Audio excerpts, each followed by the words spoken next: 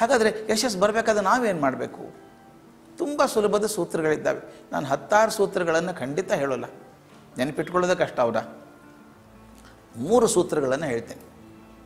ಒಂದು ಜೀವನೋತ್ಸಾಹ, ಬಹಳ ಮುಖ್ಯ ಇದು. ನಾವು ಹುಡುಗರಿಗೆ ಹೇಳಬೇಕಾಗಿದೆ ಪರಿಸ್ಥಿತಿ ಇವತ್ತು. ಎಷ್ಟೋ ಸಲ ನೋಡಿದಾಗ ಕೆಲವು ಹುಡುಗರು ಆ ಭುಜ ತಗ್ಗಿಸ್ಕೊಂಡು ಹೆಗಲಿ ಬ್ಯಾಗ್ ಹಾಕ್ಕೊಂಡು ತಲೆ ಕೆಗ್ಸ್ಕೊಂಡು ಈ ಮಹಾಯುದ್ಧ ಸೋತ ಸೈನಿಕರು ಬರ್ತಿರ್ತಾರಲ್ಲ, ಹಾಗೆ ಬರೋದು ನೋಡಿದಾಗ ದುಃಖ ಅನಿಸುತ್ತೆ. ಆ ತಾರುಣ್ಯ ಹೇಗಿರಬೇಕು? ಮನೆಗೆ ಬರೋದು, ಟಿ ವಿ ಹಚ್ಚೋದು, ಟಕ ಟಕ ಟಕ, ಯಾವ ಚಾನಲ್ಲು ಪೂರ್ತಿ ನೋಡಲ್ಲ, ತಿರುಗಿಸಿ ಕೊನೆಗೆ ಬೋರ್ ಅಂದ್ಬಿಡೋದು. 400 ಚಾನಲ್ ಬೋರ್ ಹಾಕ್ತಿದ್ರಿ, ಇನ್ನೇನಪ್ಪ ಮಾಡಬೇಕು? 401ನೇದು ನೀವೇ ಮಾಡಬೇಕು, ಇಷ್ಟೇನ ಅಲ್ವಾ? ಹೀಗಿರುವಾಗ ಆ ಹುಡುಗರಲ್ಲಿ ಉತ್ಸಾಹ ಬರಬೇಡವಾ? ನಾನು ಅದೇ ಬೇಡ್ಕೊಳ್ಳೋದು. ಎಲ್ಲಿ ಜೀವನೋತ್ಸಾಹ ಇಲ್ಲ ಅಲ್ಲಿ ಯಶಸ್ಸು ಇಲ್ಲ. ಎಷ್ಟೋ ಜನ ನೋಡಿದ್ದೆ ನಾನು, ಏನು ಸಂಭ್ರಮದಿಂದ ಬದುಕಿದ್ದಾರೆ ರೀ ಅವರು.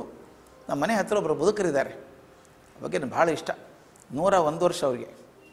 ಅವರು 100ನೇ ವರ್ಷ ಹುಟ್ಟಿದ ಹಬ್ಬ ಬಂತಲ್ಲ, 6 ತಿಂಗಳ ಮೊದಲೇ ಶುರು ಮಾಡಿದ್ರು ಮುದುಕರು. ಈ ಸಲ ಹುಟ್ಟಿದ ಹಬ್ಬ ಹೇಗೆ ಮಾಡ್ತೀರಿ? ಮನೆಗೆಲ್ಲ ಲೈಟ್ ಹಾಕ್ಸ್ಬೇಕು, ಅಡುಗೆಯವ್ರನ್ನ ಕರೆಸ್ಬೇಕು, ಬಲಗದವ್ರನ್ನೆಲ್ಲ ಕರೀರಿ ಎಲ್ಲರೂ. ಏನು ಹಬ್ಬ ರೀ ಅದು? ತಾವೇ ಮಾಡ್ಕೊಳ್ಳೋದು ಅದನ್ನು. ನಾವು ಸಾಮಾನ್ಯ ಮಗು 1ನೇ ವರ್ಷ ಹುಟ್ಟಿದ ಹಬ್ಬ ಮಾಡ್ತೀವಪ್ಪ. ಈ 100ನೇ ವರ್ಷಕ್ಕೆ ಅವ್ರು ಎಷ್ಟು ತಯಾರಿ ಮಾಡೋದು? ಕಾರ್ಡ್ ಪ್ರಿಂಟ್ ಮಾಡಬೇಕು, ಅವ್ರನ್ನ ಕರಿ ಇವ್ರನ್ನ ಕರಿ ಎಲ್ಲ. ಅವರ ಉತ್ಸಾಹ ನೋಡಿದ್ದು ನಾನು ಹೋಗಿ ಕೇಳಿದೆ, ಅಜ್ಜ ನನಗೂ ನಿನ್ನ ಹಾಗೆ 100 ವರ್ಷ ಬದುಕಬೇಕು ಅಂತ ಆಸೆ ಇದೆ, ಏನು ಮಾಡಬೇಕು ಅಂತ ಕೇಳಿದೆ. ನನ್ನ ಬೆನ್ನ ಮೇಲೆ ರಪ್ ಅಂತ ಹೊಡೆದ್ರು. 25 ವರ್ಷ ಹುಡುಗ ಹೊಡೆದಂಗಿತ್ತು. ಹೊಡೆದ್ಬಿಟ್ಟು ಮೊದಲು 99 ವರ್ಷ ನಗನಗ್ತಾ ಬದುಕಯ್ಯ, ಆಮೇಲೆ 100 ವರ್ಷ ಹಾಗೇ ಆಗುತ್ತೆ ಅಂದರು. ಎಷ್ಟು ಚಂದದ ಮಾತಲ್ಲ. 99 ವರ್ಷ ಚೆನ್ನಾಗಿ ಬದುಕಯ್ಯ, ಗೊಣಕೊಂಡು ಬದುಕಿದ್ರೆ 50 ವರ್ಷ ಕಾಣಲ್ಲ ನೀನು. ಸಂಭ್ರಮದಿಂದ ಬದುಕು ಸೋಲಲ್ಲ, ಬದುಕು ನರಳಾಟ ಅಲ್ಲ, ಬದುಕು ಸಂಭ್ರಮ. ಇದೇ ಕಷ್ಟ ಇದೆ ಇಲ್ಲ ಅಂತಲ್ಲ, ತೊಂದರೆ ಇದೆ ಇಲ್ಲ ಅಂತಲ್ಲ, ಆದರೆ ಸಂಭ್ರಮ ಅಲ್ಲ. ಮದುವೆ ಮಾಡಬೇಕು, ಮನೇಲಿ ಕಷ್ಟ ಇಲ್ವಾ? ಹಣಕಾಸು ಒದ್ದಿಸ್ಬೇಕು, ಅದಕ್ಕೆ ಬರಬೇಕು, ಇದು ಬರಬೇಕು, ಅದಾಯ್ತಾ ಚಿಂತೆ ಇರ್ತದೆ, ಅದ್ರ ಸಂಭ್ರಮ ಅಲ್ಲೇನ್ರಿ ಅದು? ಹಾಗೆ ಬದುಕೊಂದು ಸಂಭ್ರಮ, ಜೀವನೋತ್ಸಾಹ ನಮ್ಮಲ್ಲಿ ಇರಬೇಕು. ತಾವು ದಯವಿಟ್ಟು ತರುಣರನ್ನು ವಿಚಾರ ಮಾಡಬೇಕು. ಇದನ್ನು ತಾವು ನೋಡಿದ್ದೀರಿ, ಚಪ್ಪಡಿ ಕಲ್ಲು ಹಾಕಿರ್ತಾರೆ ಫುಟ್ಪಾತ್ ಮೇಲೆ, ಸಂದಿಯಲ್ಲಿ ಹುಲ್ಲು ಬೆಳೆದಿದೆಯಲ್ರಿ, ಯಾರಾದರೂ ಬೀಜ ಹಾಕಿ ಬೆಳೆಸಿದ್ರೆ ಅದನ್ನು ತಾನಾಗೇ ಬೆಳೀತು. ಎಲ್ಲೋ ಬಿದ್ದದ್ದು ತಕ್ಷಣ ಹೇಳುತ್ತೆ. ತಾವು ನೋಡಿರಬೇಕು, ಬೇಸಿಗೆ ಬಂದಾಗ ಬೇಸಿಗೆ ಕುದೀತಾ ಇರ್ತದೆ, ಸುಡ್ತಾ ಇರ್ತದೆ ರೋಡು, ಬರೀ ಧೂಳಾಗಿರುತ್ತೆ. ಅಲ್ಲಿ ನೋಡಿದಲ್ಲಿ ಕೆಂಪು ಧೂಳು ಹಾರ್ತಾ ಇರ್ತದೆ. ಒಂದು ಮಳೆ ಬಂತೋ ತಕ್ಷಣ ಎಲ್ಲ ಹಸಿರು ಹರಡ್ಕೊಂಡ್ಬಿಡುತ್ತಲ್ಲ, ಅಂದರೆ ಬೀಜ ಇತ್ತು ಒಳಗಡೆ, ಆ ಬಿಸಿಲಲ್ಲಿ ಕಾಯ್ಕೊಂಡಿದೆ, ಒಣಗಿ ಹೋಗಿದೆ, ಆದರೆ ಮೊಳಕೆ ಹೊಡೆಯೋದನ್ನು ಬದುಕಿಲ್ಲ. ನನಗೆ ಒಂದೇ ಕೇಳೋದು ನಾನು, ಆ ಹುಲ್ಲು ಕಡ್ಡಿಗಿರುವಂಥ ಜೀವನೋತ್ಸಾಹ ನಮಗೆ ಬೇಡೇನ್ರಿ? ಎಷ್ಟೋ ಸಲ ಸಣ್ಣ ಮಕ್ಕಳು ಒಂದು ರಿಸಲ್ಟಿಗೆ ಮಾರ್ಕ್ಸ್ ಬರಲಿಲ್ಲ ಅಂತಾನೋ, ಕೆಲಸ ಸಿಗಲಿಲ್ಲ ಅಂತಾನೋ, ಮದುವೆ ಗೊತ್ತಾಗಲಿಲ್ಲ ಅಂತಾನೋ ಆತ್ಮಹತ್ಯೆ ಮಾಡಿಕೊಂಡಾಗ ಅನಿಸ್ಬಿಡುತ್ತೆ ನನಗೆ. ಒಂದು ಹುಲ್ಲಿಗಿರುವಂಥ ಜೀವನೋತ್ಸಾಹ ನಮಗೆ ಬರಲಿಲ್ವಾ?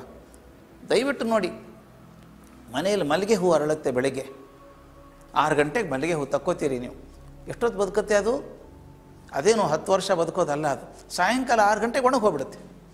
ಬದುಕೆ 12 ತಾಸು. ಆದರೆ ಎಂದಾದರೂ ಅಯ್ಯೋ ಬದುಕೋದೇ 12 ತಾಸು, ವಾಸನೆ ಯಾಕೆ ಕೊಡಬೇಕು ಅಂತ ಬಿಟ್ಟದ್ದು ಉಂಟಾ? ಅದು ಮನೆಯಲ್ಲಿ ಮಲ್ಲಿಗೆ ಹೂ ಹಾಕಿ ನೋಡಿ, ಇಡೀ ಕೋಣೆಯೆಲ್ಲ ಘಮಘಮಿಸ್ತಾ ಇರ್ತದೆ. ಅದರಿಂದ ಕಲಿಬೇಡವಾ ನಾವು? 12 ತಾಸು ಬದುಕಿದ್ರು ಸಂಭ್ರಮದಿಂದ ಬದುಕಿ ಹೋಗುತ್ತಲ್ಲ ಅದು. ಆ ಜೀವನೋತ್ಸಾಹ ನಮಗೆ ಬೇಡ. ನನ್ನ ಜೊತೆಗೊಬ್ಬರಿದ್ದರು, CB ಜಯರಾವ್ ಅಂತ, ಆಲ್ ಇಂಡಿಯಾ ರೇಡಿಯೋ ಡೈರೆಕ್ಟರ್ ಆಗಿದ್ದವರು. ಅವ್ರ ಜೊತೆ ಬೇಕಾದಷ್ಟು ನಾಟಕ ಮಾಡಿದ್ದೆ ನಾನು, ರೇಡಿಯೋ ನಾಟಕಗಳನ್ನು. ಸೊಗಸುಗಾರ ಮನುಷ್ಯ. ಅದೇನು ಶರ್ಟು ಪ್ಯಾಂಟು ಕರೆಕ್ಟ್ ಮ್ಯಾಚಿಂಗ್ ಇರಬೇಕು, ಇನ್ಶರ್ಟ್ ಮಾಡಿರಬೇಕು, ಒಂಚೂರು ಮುದ್ದೆ ಆಗಬಾರ್ದು. ಆ ಬೆಲ್ಟ್ ಹಾಕ್ಕೊಂಡ್ರೆ ಬಕ್ಕಲ್ ಕರೆಕ್ಟಾಗಿ ಸೆಂಟ್ರದಲ್ಲಿ ಇರಬೇಕು. ಆಮೇಲೆ ಪ್ಯಾಂಟಿನ 2 ಜೇಬಲ್ಲಿ ಈ ಕಡೆ ಒಂದು ಈ ಕಡೆ ಒಂದು ವಸ್ತ್ರ ಇಟ್ಕೋಬೇಕು. ಎಡಗಡೆ ಜೇಬಿನ ವಸ್ತ್ರ ಆಗಾಗ ತೆಗೆದು ಶೂ ಪಾಲಿಷ್ ಮಾಡ್ಕೋಬೇಕು, ಚಕ ಮಿಂಚ್ತಿರ್ಬೇಕದು. ಬಲಗಡೆ ವಸ್ತ್ರ ಮುಖ ಒರೆಸ್ಕೊಳ್ಳೋಕ್ಕೆ. ನಾನು ತಮಾಷೆ ಮಾಡಿ ಕೇಳ್ತಿದ್ದೆ ಅವ್ರು, ಜಯರಾವ್ ಬದಲಿ ಆಗ್ತಾವ ವಸ್ತ್ರ ಅಂತ. ಆಗಲ್ಲ ಅಂತಿದ್ರು. ಆ ವಸ್ತ್ರದ 3ನೇ ಮಡಿಕೆ ಒಳಗೆ ಪೌಡ್ರ್ ಹಾಕ್ಕೊಂಡಿರಬೇಕು. ಟೈಮ್ ಸಿಕ್ಕಾಗೆಲ್ಲ ಪೌಡ್ರ್ ಹಚ್ಕೋಬೇಕು. ಸೆಂಟ್ ಬರಬೇಕಾದ್ರೆ ಹಿಂದಿನ ಜೇಬಲ್ಲಿ ಒಂದು ಹಣಿಗೆ ಇರಬೇಕು, ಬಾಚಣಿಕೆ, ಆಗಾಗ ಬಾಚ್ಕೊಳ್ಳೋದು. ಅಷ್ಟು ಸೊಗಸುಗಾರ ಮನುಷ್ಯ. ಅವ್ರು ರಿಟೈರ್ ಆದರೂ ಕೂಡ 40 ವರ್ಷದಂಗೆ ಕಾಣಿಸ್ತಾ ಇದ್ರಪ್ಪ ಅವರು. ಮುಂದೆ ನನ್ನ ಸಂಪರ್ಕ ತಪ್ಪೋಗ್ಬಿಡ್ತು. ತಾವೆಲ್ಲ ಕೇಳಿದ್ದೀರಿ, ಡಾಕ್ಟರ್ HK ರಂಗನಾಥ್ ಅಂತ, ದೊಡ್ಡ ರಂಗಭೂಮಿ ಕಲಾವಿದರು, ರಂಗಭೂಮಿ ಬಗ್ಗೆ ಸಂಶೋಧನೆ ಮಾಡಿದವರು, director general of All India Radio ಆಗಿದ್ದವರು. ಅವ್ರು ನನ್ನ ಹಿರಿಯ ಸ್ನೇಹಿತರು, ನನ್ನ ಬಗ್ಗೆ ತುಂಬ ಪ್ರೀತಿ ಅವರಿಗೆ. ಒಂದು ಸಲ ಫೋನ್ ಮಾಡಿದರು, ಕರ್ಜಿಗೆ ನಿಮ್ಗೆ ಗೊತ್ತಾಯ್ತಾ ಜಯರಾವ್ಗೆ ಆರಾಮಿಲ್ಲಂತೆ, ಹಾಸ್ಪಿಟ್ಲಿಗೆ ಹಾಕಿದಾರಂತೆ ಅಂದರು. ನಂಬಕ್ಕೆ ಸಾಧ್ಯ ಇಲ್ಲರಿ. ಜಯರಾವ್ಗೆ ಆರೋಗ್ಯ ಸರಿ ಇಲ್ಲ ಅಂತ ನಂಬೋಕ್ಕೆ ಸಾಧ್ಯ ಇಲ್ಲ, ಅಷ್ಟು ಚಂದ ಹೊಳೆಯುವಂಥ ಮನುಷ್ಯ. ಇಬ್ಬರು ಹೋದ್ವಿ ಮರುದಿವಸ ಆಸ್ಪತ್ರೆ ನೋಡ್ಕೊಂಬರೋದಕ್ಕೆ. ಹಿಂಗೆ ಹೋಗ್ತಿರ್ಬೇಕಾದ್ರೆ ಕಾರಿಡಾರಲ್ಲಿ ಅವ್ರ ಹೆಂಡತಿ ಎದುರಿಗೆ ಬಂದರು, ಜಯರಾವ್ ಹೆಂಡತಿ ಬಂದು ಅಳೋಕ್ಕೆ ಶುರು ಮಾಡಿದರು. ಯಾಕಮ್ಮ ಏನಾಯಿತು ಅಂತ ರಂಗನಾಥ್ ಕೇಳಿದರು. ಇಲ್ಲ ಸರ್, ಈಗ ತಾನೇ ರಿಪೋರ್ಟ್ ಬಂದಿದೆ ಹೈದರಾಬಾದಿಂದ ಬೆಳಿಗ್ಗೆ, ಅವ್ರಿಗೆ ಕ್ಯಾನ್ಸರ್ ಅಂತೆ, ಫೈನಲ್ ಸ್ಟೇಜ್ ಅಂತೆ, ಇನ್ನು ಭಾಳ ಅಂದರೆ 3 ತಿಂಗಳು ಬದುಕಬಹುದು ಅಂತ ಹೇಳ್ತಾರೆ ಡಾಕ್ಟ್ರು ಅಂತ ಅಳೋಕ್ಕೆ ಶುರು ಮಾಡಿದ್ರು. ಅಯ್ಯೋ ಕಥೆಯ, ಹೌದಾ? ಜಯರಾವ್ ಹೋಗ್ತಾರೆ ಅಂತ ಕಲ್ಪನೆ ಕೂಡ ಮಾಡೋಕ್ಕೆ ಸಾಧ್ಯ ಇಲ್ಲ ನಾವು ಆ ಪರಿಸ್ಥಿತಿ. ಆನಂತರ ಸಮಾಧಾನ ಮಾಡಿದ್ವಿ. ಯಾಕೆ ಹೇಳಿದ್ರು? ನಾನು ಯಾಕೆ ಹೇಳಿದೆ ಅಂದರೆ, ದಯವಿಟ್ಟು ಅದನ್ನು ಅವ್ರಿಗೆ ಹೇಳಬೇಡಿ, ಅವ್ರಿಗೆ ಗೊತ್ತಿಲ್ಲ, ಅವ್ರಿಗೆ ಗೊತ್ತಾದರೆ ಗಾಬರಿ ಆಗಿಬಿಡುತ್ತೆ. ಯಾಕೆ ಹೇಳಿದೆ ಅಂದರೆ, ನಿಮ್ಗೆ ಗೊತ್ತಲ್ಲ ಅವ್ರು ಸೊಗಸ್ತಾನ, ದಿನಾನು ಶೇವ್ ಮಾಡ್ಕೋಬೇಕು, ದಿನ ಸ್ನಾನ ಮಾಡಬೇಕು ಅಂತಾರೆ. ಡಾಕ್ಟ್ರ್ ಹೇಳ್ತಾರೆ ಬೇಡ, ಕರಳಿನ ತೊಂದರೆ ಇದು, ಮಲ್ಕೊಂಡಿರಲಿ ಅವರು. ಆ ನರ್ಸೆ 2 ದಿವಸಕ್ಕೊಂದ್ಸಲ 3 ದಿವಸ ಶೇವ್ ಮಾಡ್ತಾರೆ, ಸ್ಪಾಂಜ್ ಬಾತ್ ಮಾಡ್ತಾರೆ ಅಂದರೆ ಕೇಳೋಲ್ಲ ಮನುಷ್ಯ, ನೀವು ಸ್ವಲ್ಪ ಹೇಳಿ ಸ್ನೇಹಿತರು ಅಂತ. ಆಯಿತು ಅಂತ ಒಳಗಡೆ ಹೋದ್ವಿ. ನಿಮ್ಮ ಕಣ್ಣು ಮುಂದೆ ಚಿತ್ರ ಬರಬೇಕದು. ಕಾಟ್ ಮೇಲೆ ಮಲ್ಕೊಂಡಿದ್ದಾರೆ ಜಯರಾವ್, ಆ ಕಡೆ ಈ ಕಡೆ ಕುರ್ಚಿ ಹಾಕ್ಕೊಂಡು ಕೂತ್ಕೊಂಡ್ವಿ. 2 ನಿಮಿಷ ಆದಮೇಲೆ ಜಯರಾವ್ ಹೇಳಿದರು, ಹೆಂಡ್ತಿಗೆ ಹೇಳ್ತಾರೆ, ನೀನು ಹೊರಗೆ ಹೋಗು, ಮಾತಾಡ್ಬೇಕು ನಾನು ಫ್ರೆಂಡ್ಸ್ ಹತ್ರ, ಹೊರಗೆ ಹೋಗು ಅಂತ. ನಾನು ಹೋಗ್ಬೇಕಾ ಅಂದರು. ನೀವು ಹೋಗು ಹೊರಗಡೆ. ನನಗೆ ಹೇಳಿದ್ರು, ಕರ್ಜಿಗೆ ಬಾಗಿಲು ಹಾಕೊಂಬ ಅಂದರು. ಆಕೆನ ಹೊರಗೆ ಕಳಿಸಿ ಬೋಲ್ಟ್ ಹಾಕ್ಕೊಂಬಂದೆ ನಾನು. ಪಕ್ಕದಲ್ಲಿ ಕೂತ್ಕೊಂಡು ಏನು ಸೀಕ್ರೆಟ್ ಹೇಳ್ತಾರೆ ಇವರು ಅಂತ. ಜಯರಾವ್ ಹೇಳಿದರು ಪಿಸು ಮಾತಲ್ಲಿ, ರಂಗನಾಥ್ ಕರ್ಜಗಿ ಕೇಳಿಸ್ಕೊಳ್ಳಿ, ಹೊರಗಡೆ ನನ್ನ ಹೆಂಡತಿ ಮಕ್ಕಳಿಗೆ ಹೇಳಬೇಡಿ, ಅವ್ರಿಗೆ ಗೊತ್ತಿಲ್ಲ, ಬೆಳಗ್ಗೆ ರಿಪೋರ್ಟ್ ಬಂದಿದೆ, ನಾನು ಬದುಕೋದು 2 ತಿಂಗಳಿನ, ಕ್ಯಾನ್ಸರ್ ಫೈನಲ್ ಸ್ಟೇಜ್ ನನಗಿರೋದು.